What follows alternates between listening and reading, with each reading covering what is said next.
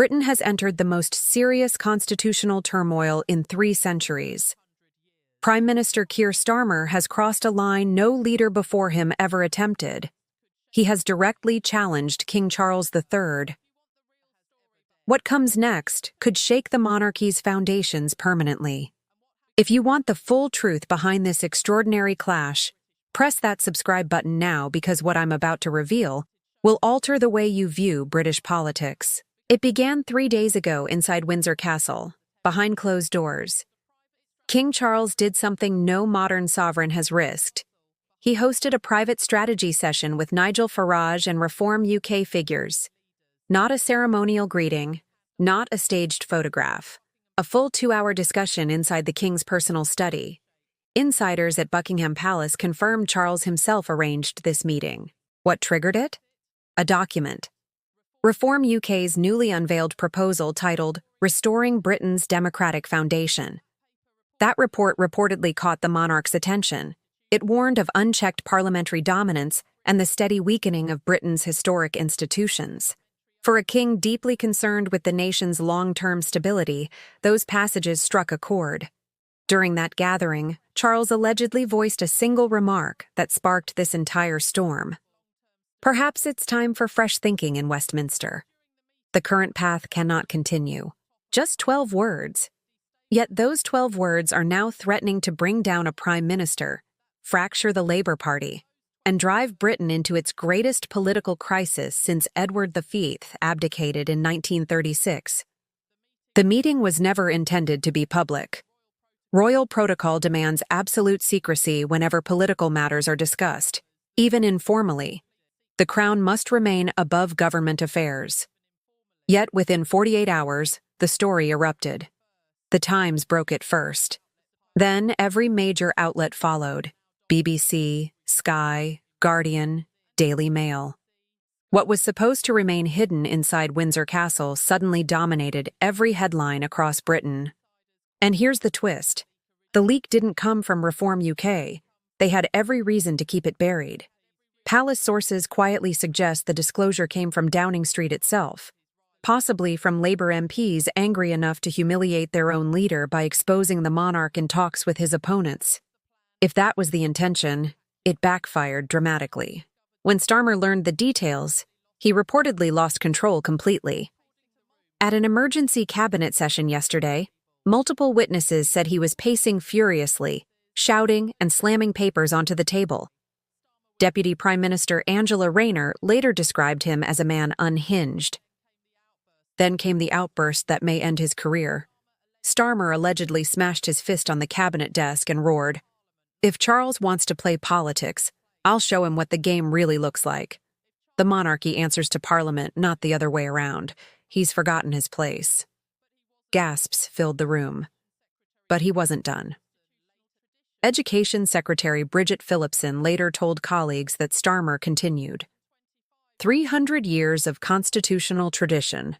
That's just old men in fancy costumes playing dress-up. This is 2025, not 1725. If he wants a fight, he'll get one." That was the breaking point. The unthinkable had just occurred. No prime minister in modern memory, not even in the fiercest battles of the last century, has ever spoken of the monarch with such blunt disdain. The crown is sacred in Britain's unwritten constitution. To violate that line is nothing short of political self-destruction. Within hours, the remarks leaked. Ministers whispered to reporters. Civil servants messaged friends in the press gallery. By evening, the story was everywhere. But the real blow wasn't in the broadsheets. It was on TikTok, Twitter, and Facebook. Within 6 hours, defend the crown was the #1 global trend. Pro-monarchy accounts erupted with outrage, branding Starmer as treasonous. Old clips of his speeches resurfaced, captioned, "This is what happens when Republicans take charge." Memes flooded timelines. Starmer dressed as Oliver Cromwell, Starmer beneath a guillotine, Starmer tearing the Union Jack. The internet ripped into him. And it wasn't just conservatives. Older, traditional Labour supporters were horrified too. Margaret Thompson, a 68-year-old retired teacher from Liverpool, went viral on TikTok. Looking straight into the camera, she said, "I backed Labour through Thatcher. I backed Labour through Blair. But attacking our king? That's not the Labour Party I know. That's not Britain." Her clip drew 2.3 million views in 24 hours. Then came the numbers.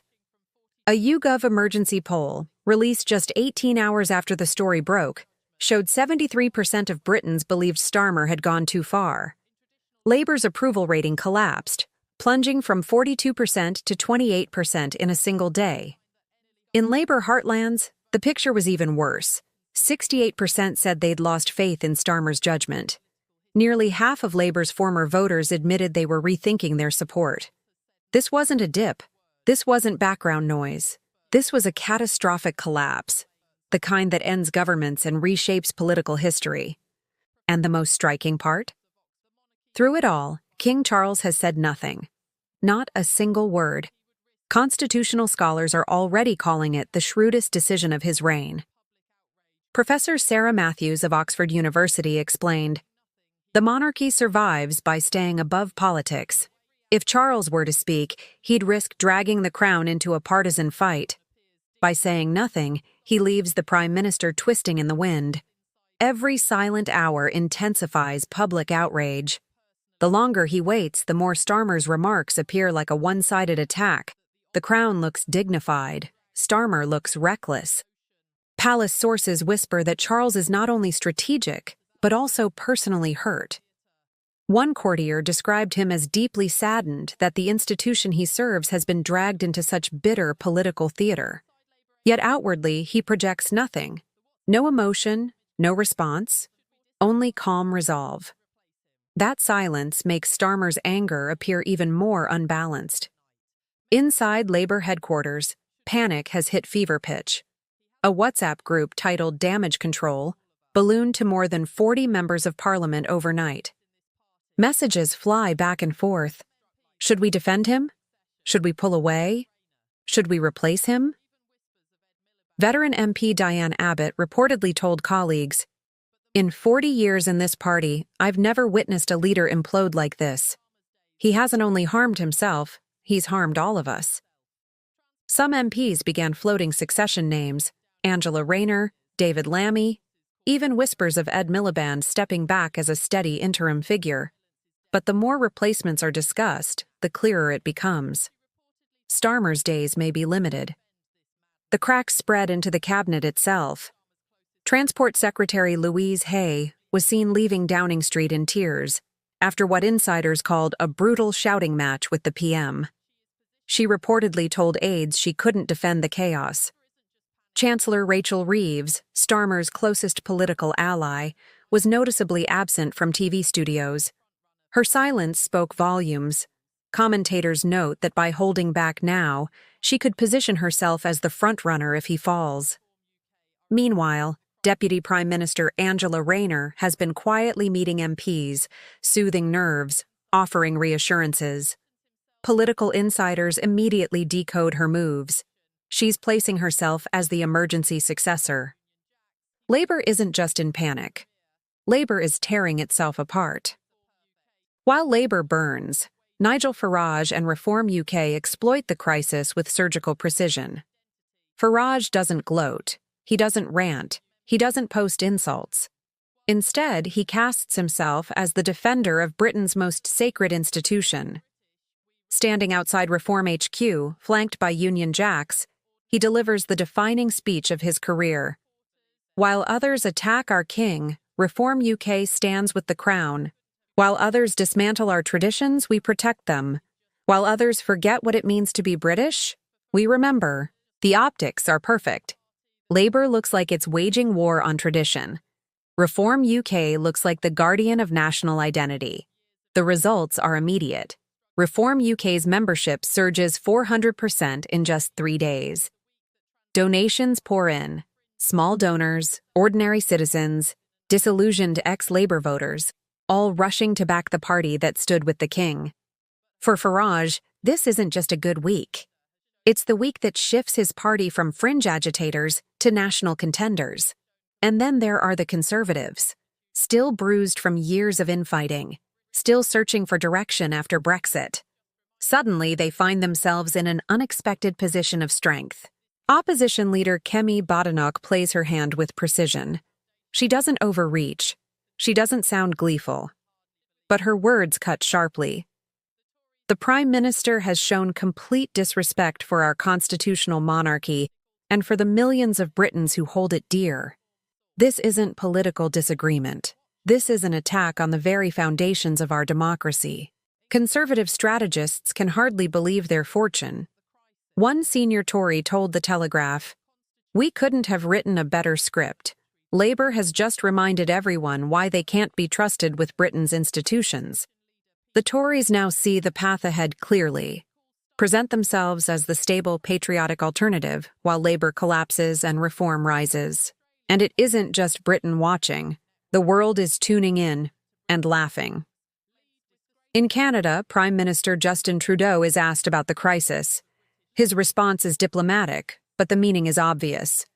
We respect the important role constitutional monarchy plays in parliamentary democracy. Translation: Your Prime Minister has lost his mind. In Australia, opposition leader Peter Dutton is far less restrained. He calls Starmer's words disgraceful and says they damage the respect Australia holds for British leadership.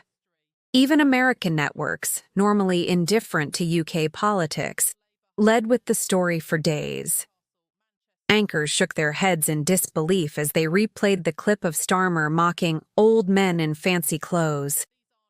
For the first time in history, Farage is within striking distance of overtaking Labour as the official opposition. Inside Labour's parliamentary ranks, despair has curdled into outright rebellion. Backbench MPs hold late-night calls, whispering about letters of no confidence. Veteran figures quietly admit Starmer is finished. Leaks pour into the press. Diane Abbott, speaking to colleagues, is quoted as saying, "He hasn't only damaged himself, he's damaged every Labour candidate across the country. He's taken a wrecking ball to our credibility." A WhatsApp group originally set up for damage control mutates into a full-scale coup planning hub. Names of successors swirl. Angela Rayner, Rachel Reeves, even Yvette Cooper as a unity figure. The conversation has shifted. It's no longer if Starmer will fall, it's when. The crisis explodes inside the government. Transport Secretary Louise Hay resigns, citing irreconcilable differences with the PM's stance on the monarchy. Her resignation letter leaks instantly, splashed across The Guardian before the ink is dry. 2 junior ministers follow within hours. Whispers spread that more are preparing to quit. Chancellor Rachel Reeves stays silent, but her refusal to defend Starmer on air speaks volumes. Every absence is a signal. Every pause, a dagger. Deputy Prime Minister Angela Rayner continues her quiet rounds, meeting MPs behind closed doors, calming nerves, laying the groundwork. To many, she looks less like Starmer's deputy and more like his inevitable successor. So where does Britain go from here? Labour is shattered, scrambling for survival. Conservatives remain steadier but face a rising threat. Reform UK has surged from the margins into the centre of power. And the monarchy, once seen as fragile, now stands stronger than ever. This wasn't just a scandal. It wasn't simply a meltdown. It was a turning point. And as Britain stares into an uncertain future, one truth is undeniable.